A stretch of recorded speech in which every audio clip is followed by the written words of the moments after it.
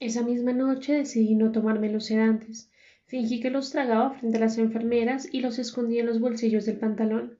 Me acosté a la hora habitual para no despertar sospechas, a las 9 de la noche, y a eso de las 2 de la madrugada me desperté con la respiración agitada y la almohada empapada en sudor. Fui hasta el baño, me lavé la cara, me vestí con la misma ropa del día anterior y eché un vistazo en el corredor. Nada.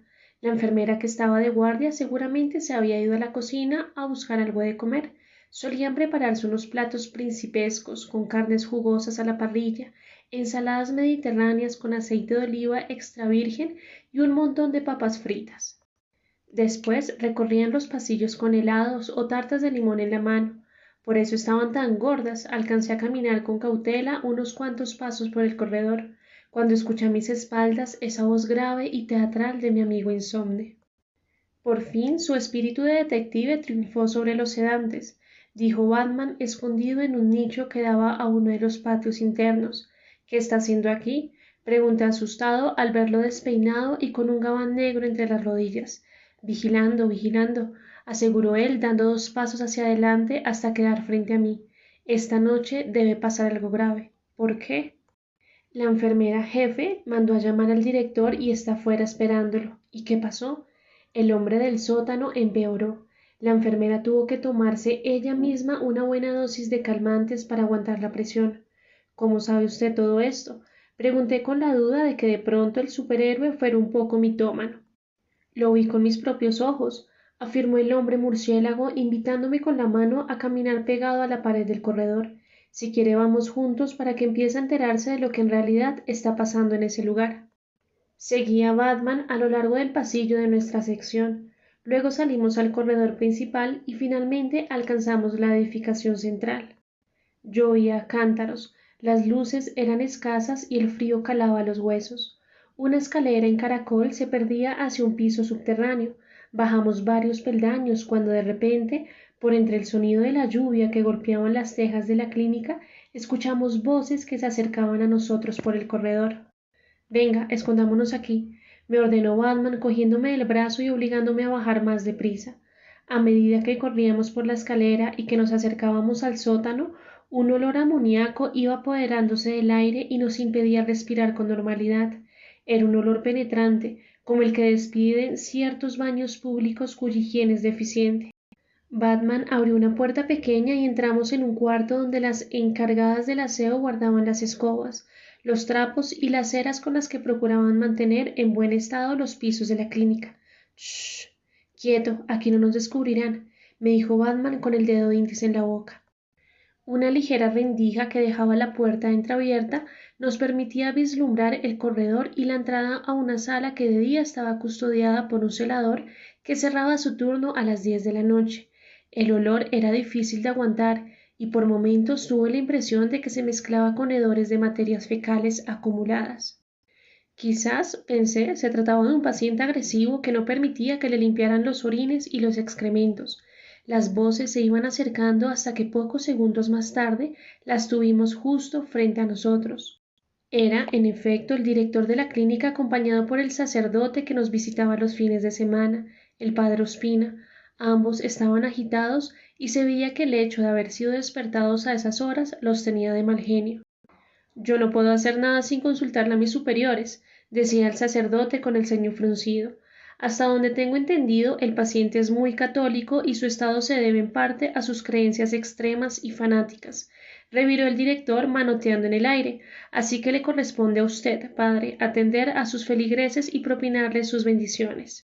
Sobre todo en casos como este, donde la enfermedad está relacionada justamente con la fe que su iglesia propaga, muchas veces de manera irresponsable. Se equivoca si está insinuando que nosotros tenemos algo que ver en este caso. Jamás hemos patrocinado ni propiciado locuras alucinatorias, posesiones ni visiones místicas. La Iglesia es realista en sus apreciaciones. No sé qué tiene de realista hablar de ángeles y demonios, replicó el director tomando aire para calmarse. Pero dejemos esta discusión para después y ahora concentrémonos en este pobre hombre que está sufriendo más de lo debido. Creo que unas oraciones suyas y unos consejos espirituales le vendrían muy bien para apaciguarse un poco y descansar. Pero ¿qué quiere que le diga si él no me oye ni me pone atención? afirmó el sacerdote con un dejo de angustia en la voz. Este es un caso severo. La verdad, padre, y me excusa tanta sinceridad, es que usted ha venido eludiendo a este paciente y solo lo ha visitado una vez. Después viene, reza 2 minutos en la puerta y sale corriendo. Según usted, sus superiores están informados y muy pronto se van a pronunciar al respecto, pero los días pasan y este hombre sigue sufriendo. La ciencia debería tener herramientas para lidiar con casos como este, se defendió el sacerdote. ¿No será más bien que ustedes no dan con el diagnóstico correcto y nos están echando a nosotros este bulto al hombro? Si dejaran de repetir en los colegios esas barrabasadas acerca del infierno y de los castigos eternos que nos esperan más allá de la muerte, casos tan terribles como este no existirían, aseguró el director subiendo el tono de la voz. Pero no le he mandado a llamar para echarle la culpa de nada, sino para que ayude a este hombre espiritualmente mientras nosotros seguimos buscando las raíces psiquiátricas del problema. No sé, repitió el sacerdote con la voz tensa, como si estuviera a punto de enfrentar un castigo para el cual no estaba preparado. Los dos hombres descendieron los peldaños que les faltaban y se quedaron parados frente a la puerta. Desde arriba nos seguían llegando el ruido característico de la lluvia contra las marquesitas de los corredores. Batman y yo vigilábamos la cena sin movernos dentro del cuarto del aseo, donde estábamos escondidos. El sacerdote sacó una Biblia de bolsillo de la chaqueta gruesa que lo protegía del frío invernal y se dio la bendición. Entonces, como si el enfermo estuviera observando desde el otro lado de la puerta el gesto del religioso, unos gruñidos de ultratumba se extendieron a lo largo de este recinto subterráneo.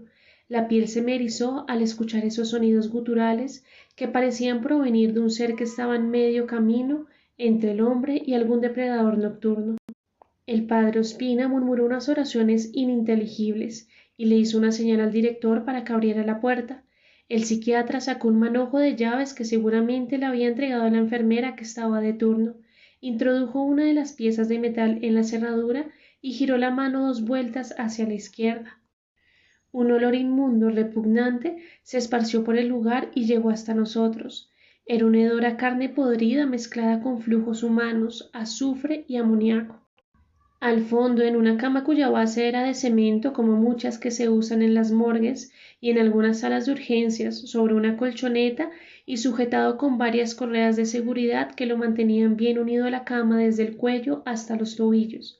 Un ser enjuto, cadavérico, ojeroso y con la sombra de varios días de barba, esbozó una sonrisa macabra que dejó al descubierto unos dientes cariados y torcidos.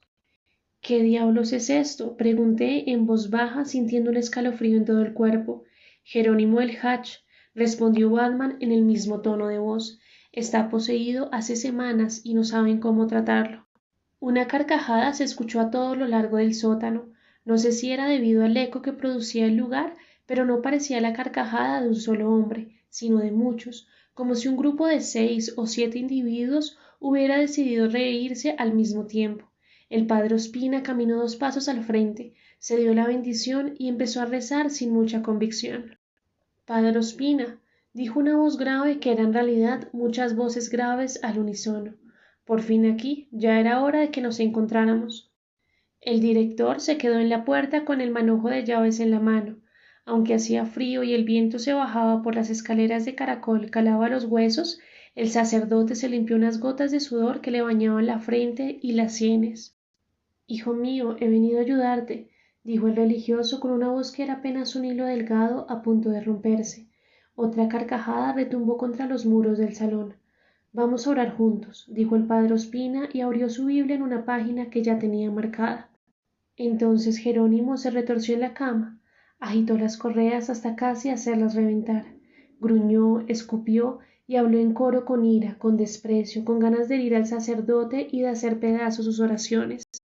Miserable hipócrita, con las mismas manos con las que coges tu libro sagrado, con esas mismas acariciaste a la hija de tus vecinos, ¿lo recuerdas? ¿Cuántos años tiene Martina? ¿9? ¿10 años? La llevabas a la parte de atrás de la parroquia con el pretexto de prepararla para la primera comunión, y lo que hacías era levantarle el vestidito, acariciarla por debajo de su ropita interior, meterle el dedo en su sexo y mientras tanto te masturbabas con la mano de la niña sobre tu miembro. Y ahora pretendes venir aquí a sermonear, a dar lecciones de espiritualidad y buen comportamiento, mentiroso, hipócrita, socarrón.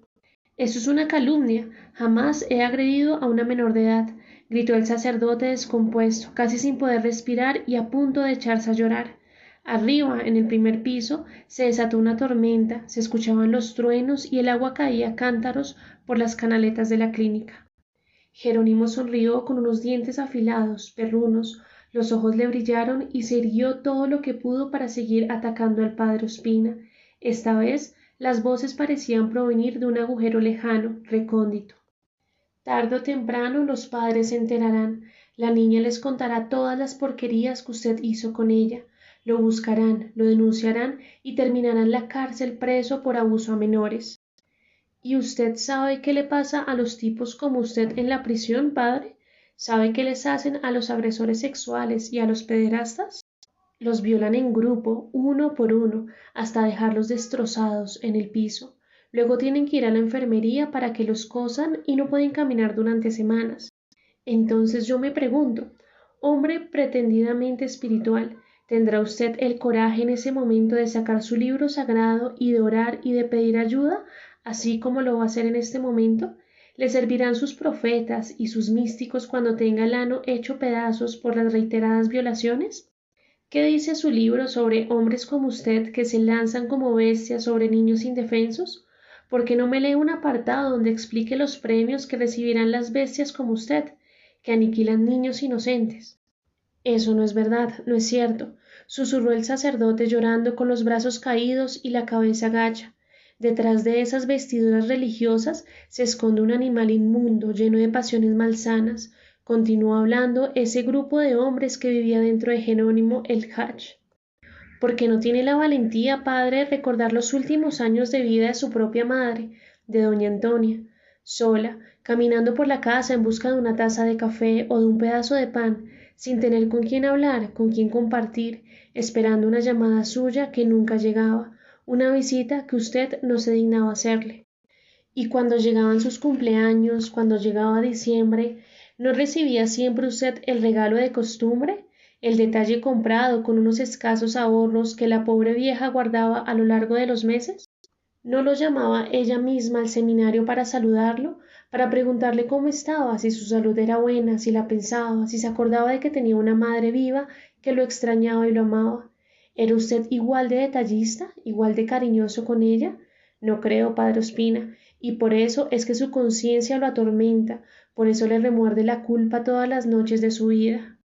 No se meta con ella no, suplicó el sacerdote cayendo de rodillas a la entrada de esa habitación donde se estaba llevando a cabo un juicio sobre su conducta, sobre los hechos más íntimos de su existencia.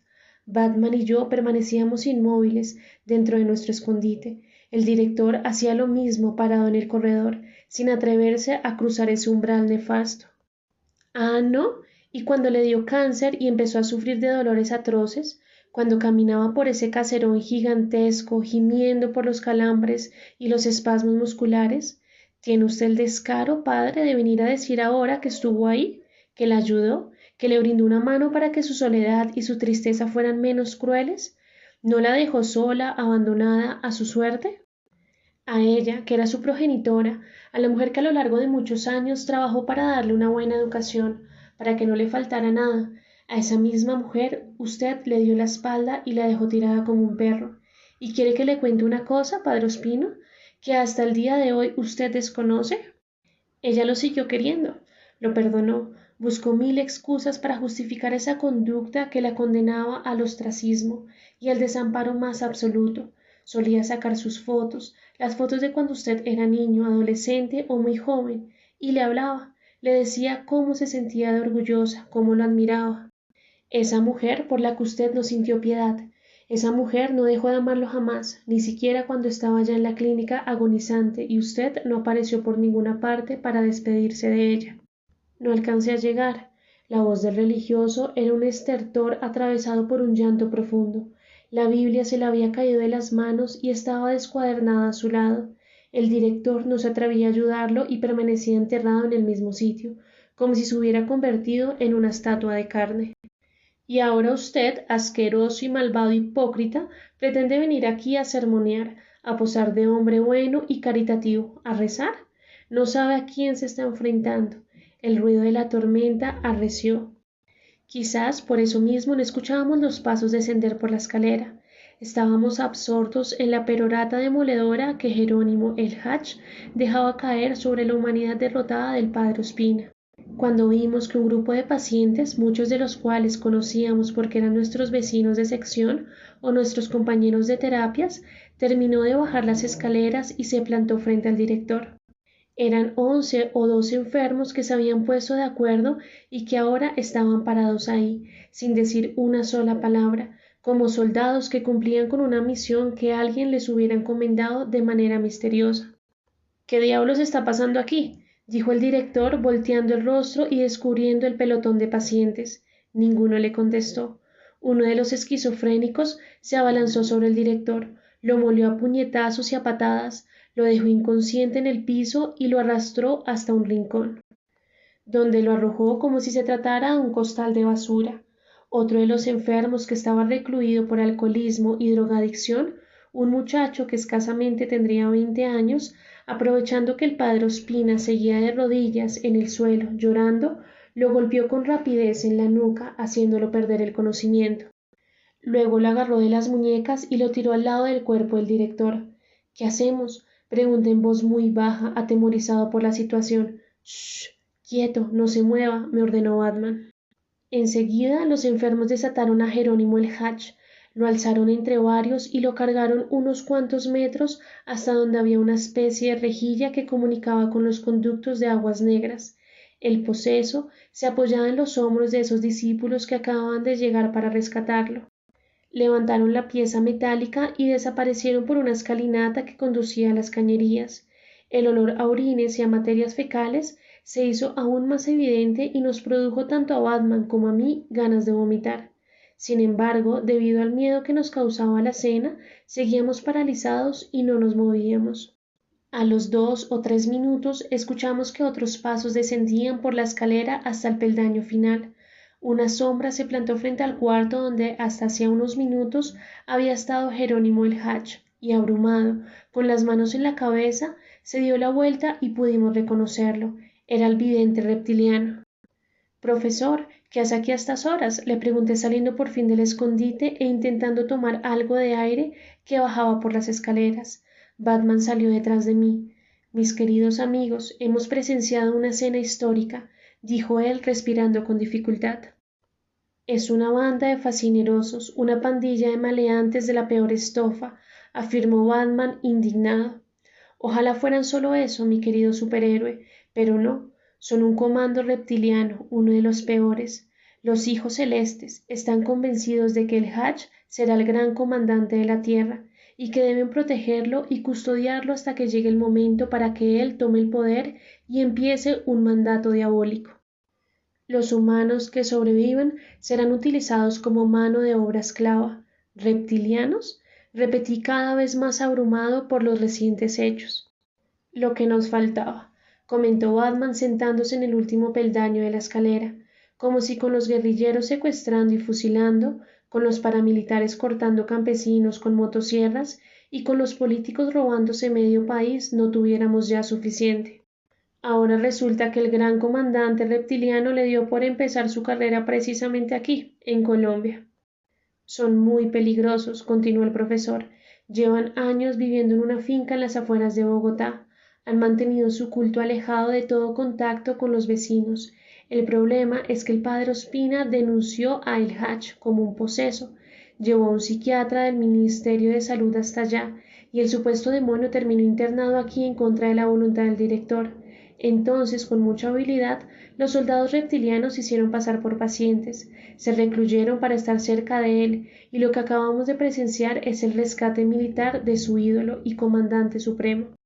Porque el padre Ospina, que tiene su parroquia entre Chía y Cajicá, justo en la zona donde ellos viven, conoce al Hach de tiempo atrás, sabe que es un ser de otro mundo y le hizo la guerra y quiso echarlo de allá sin lograr su objetivo.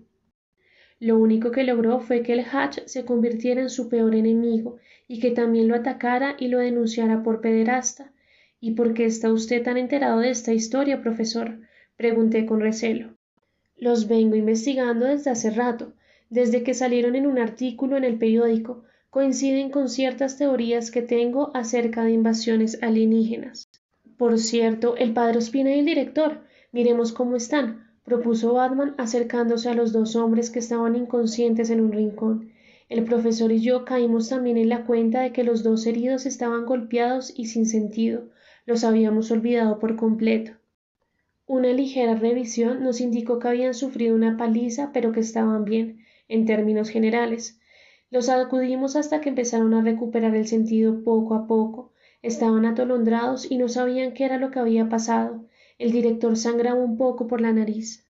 Fue entonces que Batman, en un gesto heroico característico del personaje que encarnaba, se lanzó a la rendija, se tapó la nariz para aguantar el hedor y dijo en un tono decidido, como si estuviera mirando a una cámara de cine durante el rodaje de una película. Yo no sé qué piensen ustedes, pero tenemos que perseguir a esos zampones. De lo contrario se saldrán con la suya y tomarán el control de Ciudad Gótica. Pensé no tanto en la persecución eórica que proponía el hombre murciélago, sino en fugarme, en salir de la clínica y dedicarme por fin a solucionar el caso de la muerte de Ignacio Pombo. Estaba desesperado con la reclusión, así que no lo pensé mucho y me lancé detrás del superhéroe.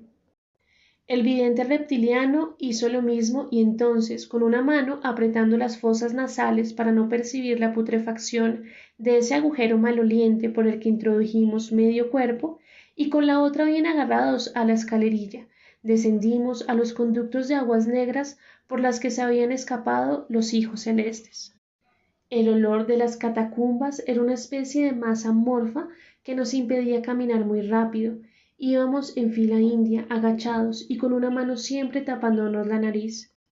Sin embargo, a los pocos metros el socavón ingresó en un espacio mucho más amplio, de unos 2 metros de ancho por 2 de alto, y pudimos erguirnos y respirar más tranquilos.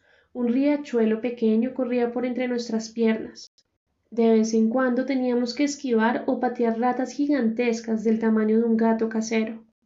A los pocos minutos escuchamos unas voces que se extendían a todo lo largo de ese corredor subterráneo. Eran cantos, arengas o himnos de un aire fúnebre que estaban pronunciados en un idioma ininteligible. Por momentos, y debido en parte al eco del lugar, parecían cantos gregorianos que celebraban no las fuerzas de la luz y de la divinidad, sino del mal y la oscuridad, cantos que invitaban a los hombres a lanzarse en pos del corazón de las tinieblas. Sentí mareo y dolor de cabeza. La falta de aire me tenía ya trastornado y enfermo. Noté que el profesor estaba en el mismo estado y que se detenía cada tanto a descansar. El socavón por el que avanzábamos se curvó hacia la derecha y desembocamos en un túnel todavía más grande. Fue entonces que vi esa imagen que jamás olvidaré.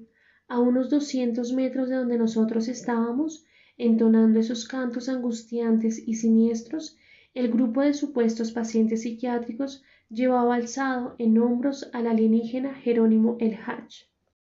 Lo increíble de la imagen es que por momentos tuve la sensación de que no eran humanos del todo, sino que las sombras tenues del lugar me revelaban una especie de hombres lagarto, con miradas salvajes, con orejas puntiagudas, con hocicos y garras peludas. No sé si mis otros compañeros alcanzaron a observar la misma escena, pero todos nos detuvimos en seco y nos quedamos inmóviles. Los seguidores del gran comandante reptiliano interrumpieron sus cantos y sus alabanzas infernales, llegaron hasta una nueva escalerilla de metal, alzaron a su ídolo y lo sacaron de primero, y luego, uno a uno, ascendieron ellos por la estructura de metal y desaparecieron en la superficie.